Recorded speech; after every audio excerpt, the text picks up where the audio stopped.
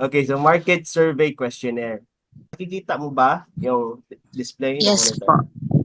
So itong is essential variables, magagamit mo ito pag-plot doon sa demand and supply analysis. I hope that you have watched the video so that meron ka ng Yes po. idea. Okay. Yes. So, buying intention or BI, it follows the question, are you willing to buy? Okay? Then, buying power, how much are you willing to pay? Yan, price range. May sample ako mamaya. Then, you can screenshot para yun na lang din kopyahin mo. Then, buying Yes po. frequency or how often are you willing to buy or how frequent, no? The frequency scale. Monthly ba yan? Quarterly ba yan? Or annually ba yan? Then, customer preference or the products. Which product are you willing to avail of? Okay? Or buy, no? Depende kasi sa inyo, meron ba kayong tangible goods, right? Yes po. Okay. So, buy or use, parang ganun, no? If it's services din naman, avail, mga ganun. Okay po. Okay, then, these are the basic, no? Talaga, itong buying intention, buying power. As you can see, nandun ito sa kuan sa demand analysis na table. If you have seen the video, okay? But you Yes can po. also add itong other variables as part doon sa questionnaire na gusto nyong malaman about your target audience. No? Kaya, customer awareness, are you aware of this product? User status, do you own? Brand preference, what other brands, no? User rate, how many products are you willing to buy per transaction? Technographic, which platform do you prefer? And word of mouth, no? Will you recommend? Then, itong demographics, normally, nasa unahan ito prior to the questions. Yes. And Yes. later on, I will show you, magagamit mo din ito. Because hindi lang demand analysis ang pwede mong gamitin, no? Kapag nahihirapan ka benchmark sa competitors mo, you can use the alternative one, the market survey analysis. Kaya importante masyado yung survey mo. Dapat reliable siya. So now, ito na yung talagang tanong mo, Julie, na gustong-gusto mo malaman. No, the application of the survey. So, sandali, stop share ko lang ha. Okay, can you see my screen? Yes po. So, let's apply what I have introduced to you, no? So, it starts with the awareness, no? So, ang question, are you aware of accommodation with spa services? Kasi ito is, ang business nila is accommodation like hotels, no, inns, na merong spa services. Okay? So, itong yung pinakauna. No? By the way, this survey questionnaire, sometimes I'm an advisor, then panelist din minsan, we agreed all the panelists na to really create a template. So ito yung template namin for our school. Okay? So, yan. Starts with awareness. Okay? You can screenshot, 'di ba? Andun yun kanina, 'di ba? Awareness. Yes po. Okay. Answerable by yes or no. Yes. Okay? And then my follow-up question, if yes, do you visit accommodation with spa and avail services? Then ito na yung user status. Nandun din yan kanina if you have noticed. Okay? Yes po. Then what type of accommodations do you prefer? Do you prefer visiting and avail its services? Okay? When visiting yan ito. No? Hotel spa, hotel with inn with spa, pods with capsule. Kasi sa kanila, they are promoting pods and capsule. Yung parang sa Japan, bitaw, yun ang yung concept nila. Okay, and then, what features and consideration would influence your decision to book accommodation with spas? So, brand preference, nandun din yan kanina, if you notice. Ito yung mga kuha niya. So, again, if tangible product, I mean, yung nahahawakan, instead of avail, sometimes ang word na gagamitin is use or do you buy, di ba? Yun ang gagamitin natin. But since it is services, intangible, we use avail. Do you avail? Yun. Okay. Klaro ba? Naintindihan mo ba, Kuan? Okay ba sa'yo? Yes po. Okay. Yes po, sir. So, and then, number 5, how often you visit accommodation and avail spa services. So, buying frequency. Yan, monthly, quarterly, semi-monthly, annually. So, paano ba ito pag-compute mamaya? I will share to you i-explain ko yung demand analysis para din madagdagan din yung kaalaman mo. Okay, sir, hindi po siya pwedeng like occasionally like that po. No, Or because some, wala kayong ma-measure. If you said occasionally, how frequent is that occasion? You have to be specific. Daily ba? yes. Weekly ba? Do not use that kasi wala kang ma-measure. At katulad nito, ma-equivalent kasi ito, monthly. How many months in Yes. a year? 12. So, ma-measure mo. Kailan babalik yung customer mo? Kasi pag nilagay mo occasionally, you cannot measure that. How would you measure that? Okay? And I will explain it later doon sa frequency. Frequency table natin sa demand analysis. Okay? Okay po. And then, Okay. do you take screenshots? Yes po. Okay. And then, Ganda number po. 6, how much do you pay accommodation? How much do you pay accommodation with spa services? Okay, this is buying power. So, dito naman, price range. Para, so that you would know what are the price ranges na gustong-gusto ng target customers mo. Okay? So, yan. Yung magagamit mo din yan when drafting your projected sales, no? Okay? And then, how do you usually find and book accommodations? Itong ganitong question, this refers to technographies because you are using technology. I hope you get the idea. So, yun an Yes po. example, social media. And then, number 8, which payment method? Ito, importante din ito kasi para you're able to know ano bang gusto nila. Gusto ba nila magbayad sa physical store? Gusto ba nila online? Or e-wallet? Ganon. So that is also important.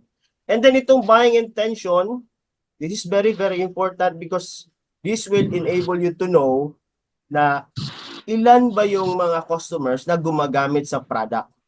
There's an impression also that normally baka sa inyo din baka bibili din sila. That is why meron kayong follow-up question dito sa baba na if we open similar business with similar service rendered, will you recommend us? That is word of mouth, okay? So, kaya itong question nito para na ito sa inyong business.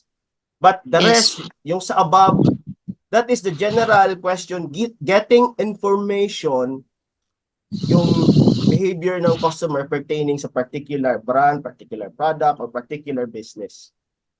Okay, so I hope that you take screenshots because gusto ko din i-share sa iyo sana before you ask question, i-share sa iyo yung demand analysis. Baka magamit mo rin kasi maganda yun i-present eh.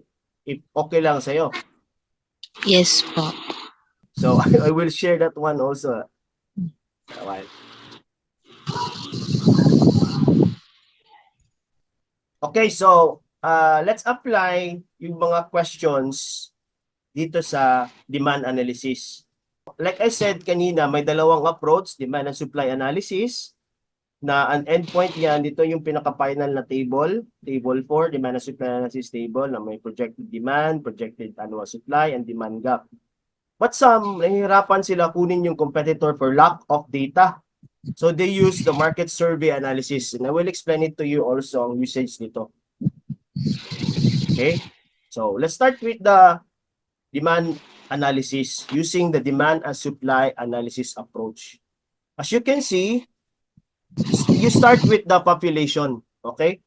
So, sa population, it is better that you really identify yung population na ng area ng saan kayo mag-establish ng business because you cannot take yung lahat ng population. Hindi pwede ganun. Kunin mo lahat ng population. Hindi naman lahat bibentahan mo. Kagaya sa inyo, yung cupcakes and shakes. So there is a certain location talaga na doon kayo magpuput up, right?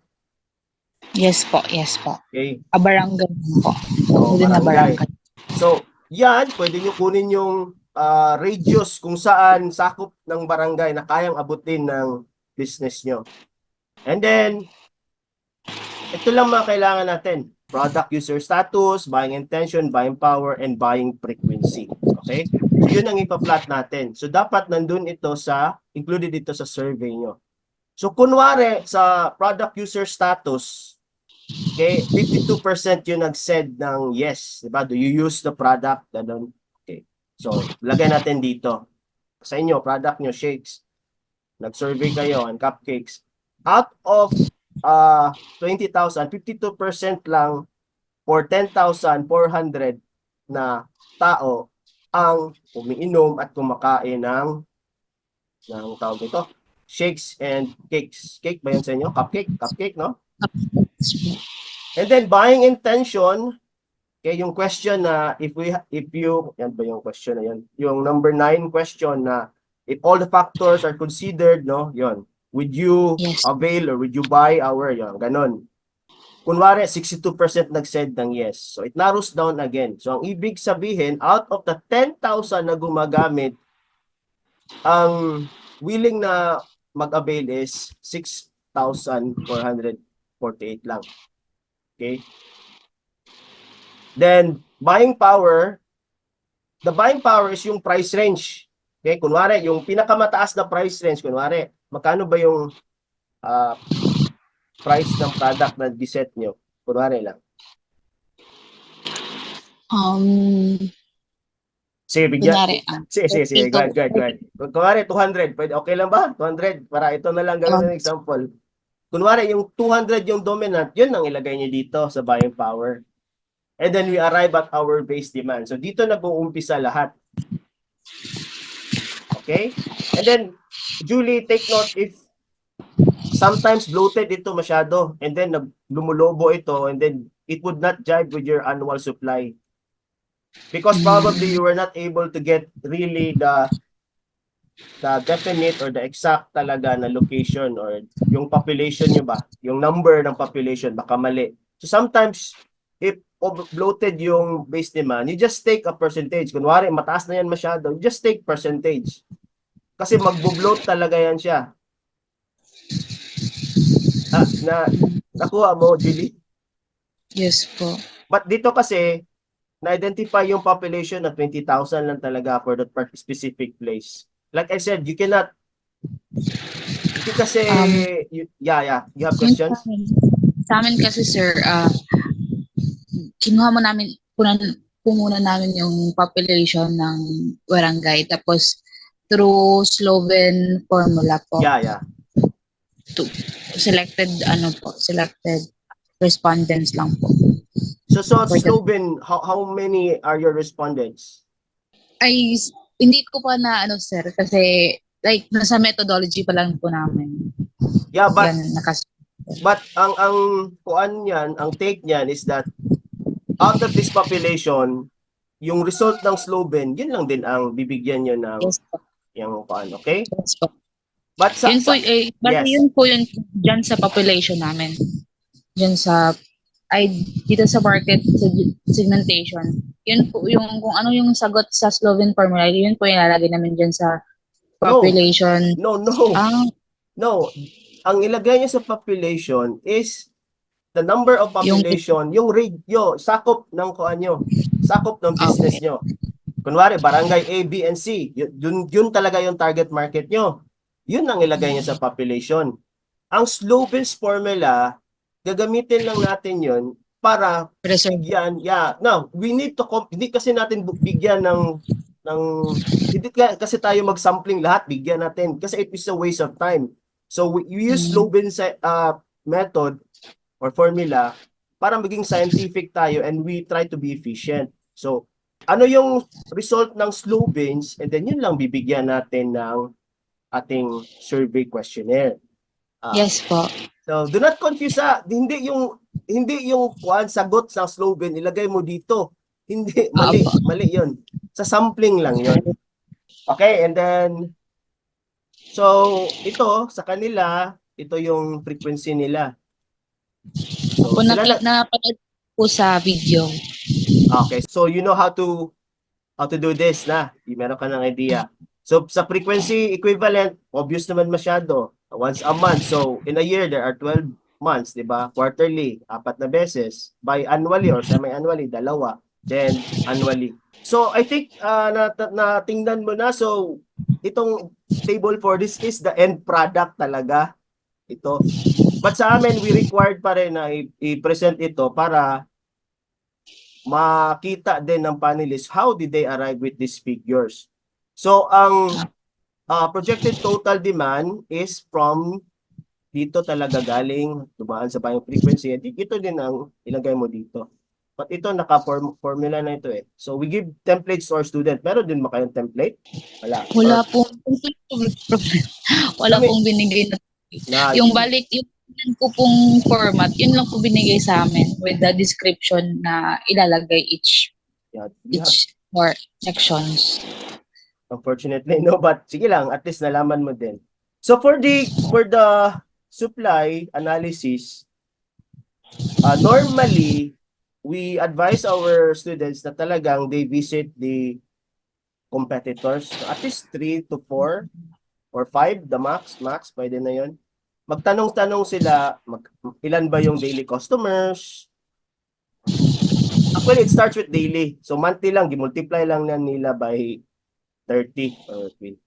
Ganun. Yes. And then, multiply by 12, annual. So, sa demand gap, itong pinaka-importante because the demand gap, this is the available customer na hindi pa na-tap ng competitors nyo. Because itong supply, it refers to your the clients that the competitors have already catered. Okay? So, in this case, no, kasi bago pa lang sila, although ang available demand gap is 40,000, no, customers, prospects. Sa kanila, gusto nila 15% lang. So, 15% ng ang i-target nila out of this 40,000 prospects, no, or customers. So 6,000 lang 'yon annually at least, no, gusto nilang i-target. So they think profitable na sa kanila. Kasi pag pasobrahan din nila, imposible na din doon sa kuha nila, doon sa kaka-start pa lang and then sobra na din masyado yung kita nila, yung gross annual sales nila. So you have to also timbangin nyo din, no? Yung percentage po, it's up on us kung Yes, ano it's up, po yung yeah, it's up to you. yes. Para you have to peg also with your, tingnan nyo yung financials nyo.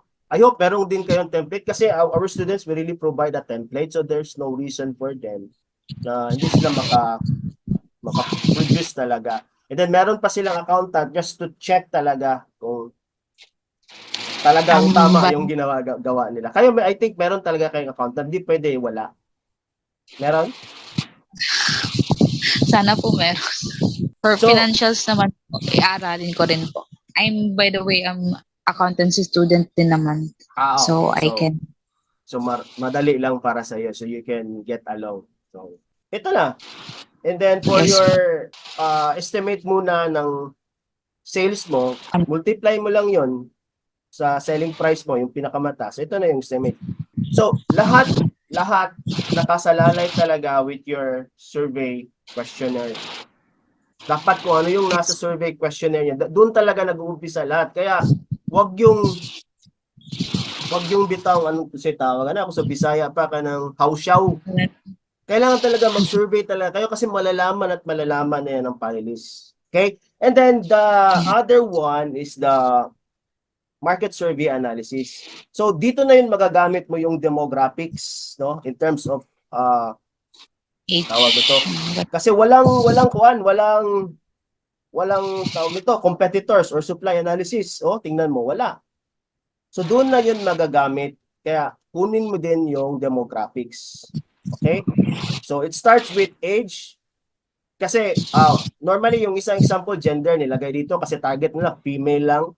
But dito kasi both male and female. So age lang yung kinonsider nila and then income. Okay? Okay? And then ito na yung result. Okay? So as you can see dito sa baba, hindi siya demand and supply analysis. Okay? Diretso ko na lang ha kasi alam mo naman yung process. I think hindi ko din na-include dito sa video itong market survey analysis, right? Wala po. Wala. Okay. So, the projected annual demands, same pa din. Dito pa din mga galing sa taas and then transfer lang natin dito. Okay? And then as you notice, nadagdag lang dito, instead of user status, we use the demographics, okay? And then, ito, yung 65, ito yung question na number 9. Are you willing to avail? Ito yon. So that is very, very important talaga. Ulit-ulitin ko, ang survey talaga, dapat kuan siya. So it's up to you na if you are going to adjust this, if you're pessimistic about it, sige, 50% lang. Although the result is 65, okay, I'll just put it 50%, no? If you're pessimistic about. But if you're optimistic, you can go all the way, no? And then, 65% of ito, projected annual, ito yung parang demand gap mo na din, no? Equivalent ng demand gap. Okay? Equivalent ng demand gap. And then, katulad lang din, 15% lang yung gusto niya, no? Kasi bago pa lang, no? Ayaw niyang mag-bloated din yung financials niya.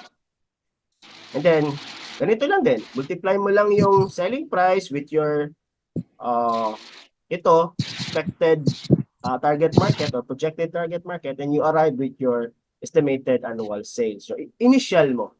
Okay? So, Okay. I hope that I have helped you, and I wish you luck sa defense nyo. And you have any questions? Yung market survey analysis po, yun gagamitin lang po siya if ever wala pong competitor na ma-determine within that location Yes, po. yes. Pwede. Pwede. Kasi, pag nahihirapan ka, you can use this one, this alternative. And then, tatanungin ka ng panel, why are you using that one? Oh, we're not using that template. Then you defend na, kasi sir, we're having a hard time extracting information from the competitors, both direct and indirect. So we use this, scientific din naman ito sir, because our basis is from our survey, and we really did do our survey, talagang totohanan. So, kaya we use this. Kasi naman, lagyan namin sir ng fictional na mga competitor yung data doon. So, sana mas Po scientific, kasi, di ba?